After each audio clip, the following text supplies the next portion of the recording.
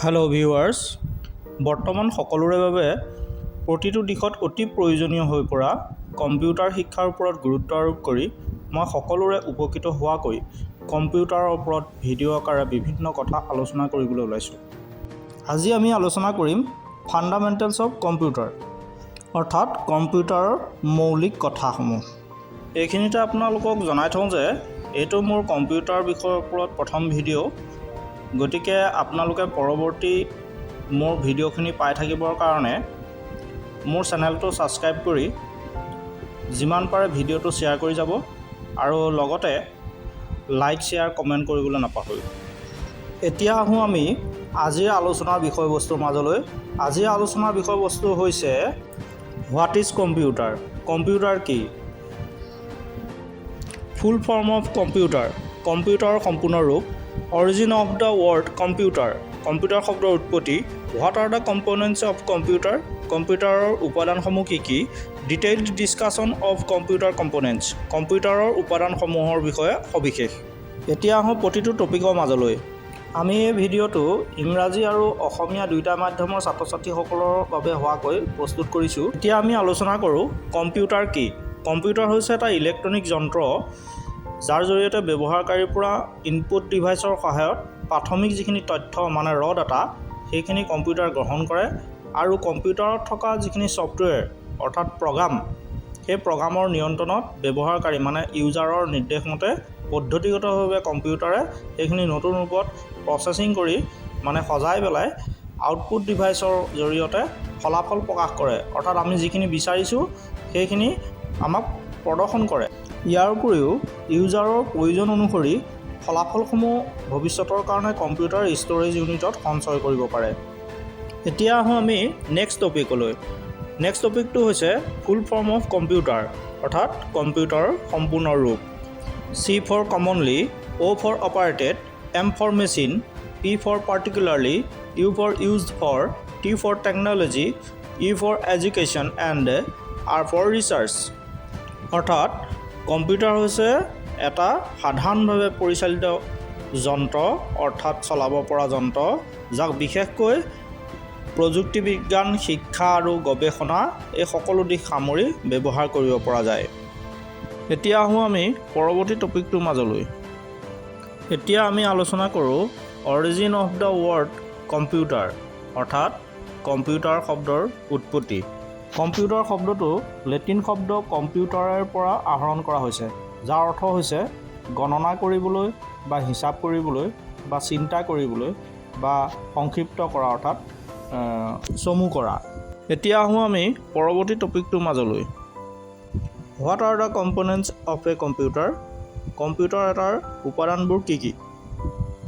The components of a computer can be mainly divided into 4 parts.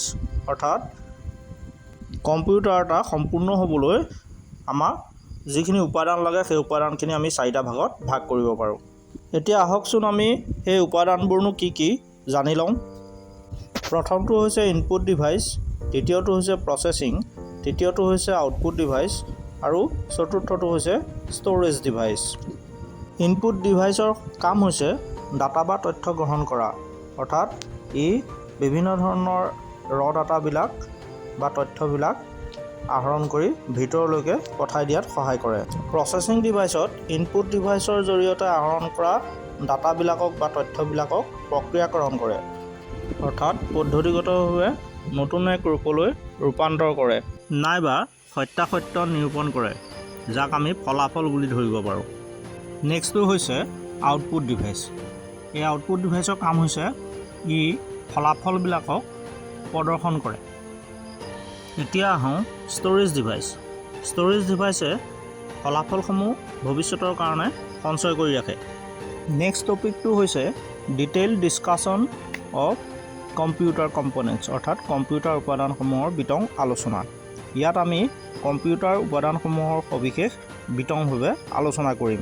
এতিয়া আমি পুনৰ আলোচনা কৰিবলৈ লৈছোঁ ইনপুট ডিভাইচসমূহৰ বিষয়ে। ইয়াত আমি আপোনালোকে বুজি পাবৰ কাৰণে ইনপুট ডিভাইচসমূহ দেখুৱাবলৈ যত্ন কৰিছোঁ।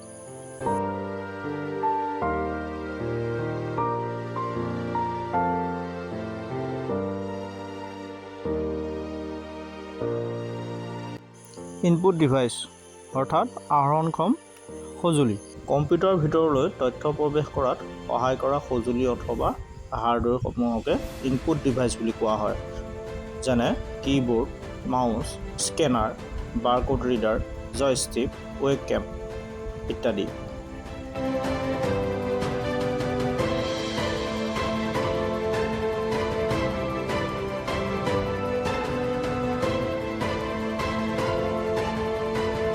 এতিয়া আমি আলোচনা কৰিম প্ৰচেছিং অৰ্থাৎ প্ৰক্ৰিয়াকৰণ। আপোনালোকে বুজি পাবৰ কাৰণে আমি এনিমেটেড এটা পিকচাৰৰ সহায়ত প্ৰচেছিং কি তাক বুজাবৰ কাৰণে চেষ্টা কৰিছোঁ। প্ৰচেছিং ডিভাইচ হৈছে কম্পিউটাৰৰ ভিতৰৰ যিকোনো হাৰ্ডৱেৰ অংশ যিয়ে এই স্তৰত বা পৰ্যায়ত অহা বিভিন্ন ধৰণৰ যিবিলাক তথ্য সেই তথ্যবিলাকৰ ব্যাখ্যা আৰু পৰিৱৰ্তন কৰে। প্ৰক্ৰিয়াকৰণৰ বাবে এই ডিভাইচটো যিটো প্ৰচেছিং বুলি ধৰিছোঁ, এই প্ৰচেছিং ডিভাইচটো হৈছে CPU অৰ্থাৎ চেণ্ট্ৰেল প্ৰচেছিং ইউনিট। উদাহৰণস্বৰূপে তলৰ যিটো আমাৰ ডায়েগ্ৰাম দিয়া হৈছে সেই ডায়েগ্ৰামটোত CPU হৈছে এটা প্ৰচেছিং ডিভাইচ।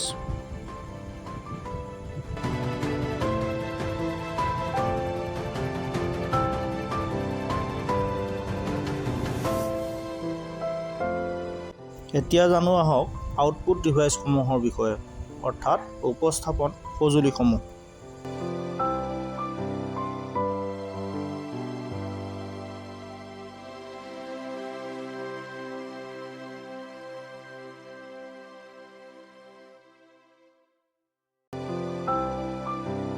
আউটপুট ডিভাইচ বুলি ক'লে যিবোৰ কম্পিউটাৰৰ ডিভাইচ বা সঁজুলিৰ সহায়ত কম্পিউটাৰৰ আভ্যন্তৰণত থকা সম্পাদিত যিখিনি তথ্যৰাজি সেই তথ্যৰাজিখিনিক দৃশ্যমান নাইবা ছপা মাধ্যম নাইবা অন্য মাধ্যমেৰে মানুহে বুজি পোৱাকৈ প্ৰদৰ্শন নাইবা উপস্থাপন কৰা হয়, তেনেধৰণৰ সঁজুলি বা হাৰ্ডৱেৰকে আউটপুট ডিভাইচ বুলি কোৱা হয়।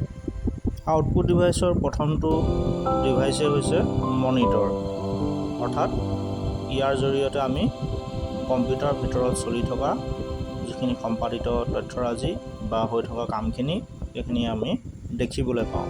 প্ৰিণ্টাৰটোৰ জৰিয়তে আমি ছপা মাধ্যম অৰ্থাৎ ছপা কৰি পেলাই আমি তথ্যখিনি বাহিৰলৈ উলিয়াই আনিব পাৰোঁ। তেনেদৰে আমি শব্দ, কোনো মিউজিক, MP3 এইবিলাক আমি যদি শুনিব বিচাৰোঁ তেনেহ'লে আমি স্পীকাৰ ইউজ কৰিব পাৰোঁ। এতিয়া আহোঁ ষ্ট'ৰেজ ডিভাইচ অৰ্থাৎ সঞ্চয় সঁজুলি।